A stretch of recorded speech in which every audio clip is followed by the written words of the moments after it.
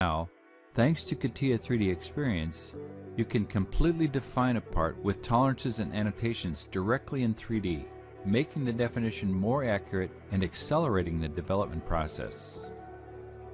In this demo, you'll see how to make dimensional definitions of the lower fork support from a motorcycle. From the 3D quarter of the compass, you select the 3D tolerancing and annotation application. The part definition is already in progress. On the right side of the screen, you can see some 3D captures. Now you can create a cutting view directly in 3D. In order to create a cross-section view, you need to sketch the lines to define the cut.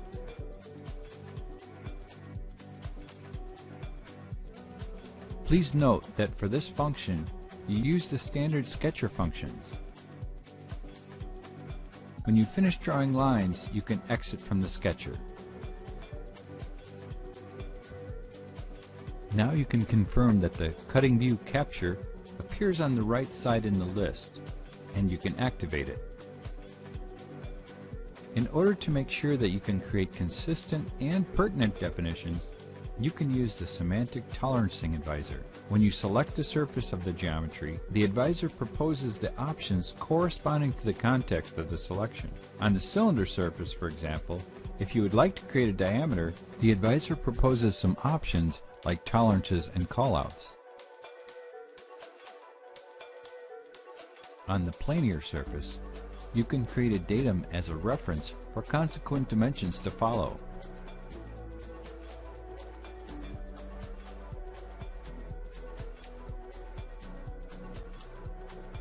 Between those two selected planar surfaces, the advisor recognizes that they are parallels and proposes a distance dimension so you can specify tolerances.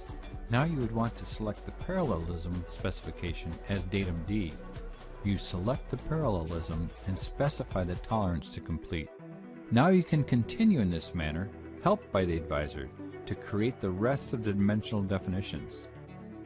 Here again, the advisor proposes the right options to choose from, which prevents you from making unwanted mistakes and helps create consistent dimensional definitions.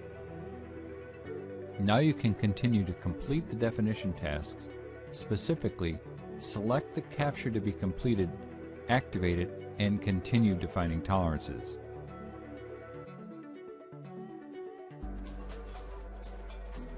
Many companies are still suffering from errors and delays because 2D inherently has limitations on what can be shown.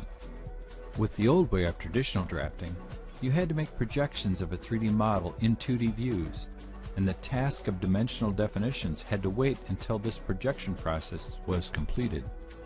The risk was, this creates a non-consistent definition of the product which could generate misunderstandings and errors in downstream processes. After defining dimensions, you can create an isometric capture which includes all dimensions and tolerances to show all annotations at once. In order to do so, you can select each tolerance, datum, and others to show them in a capture.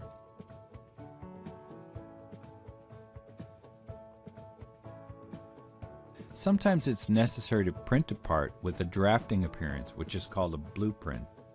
In order to create a blueprint, you can use a dedicated application called 2D Layout for 3D Design.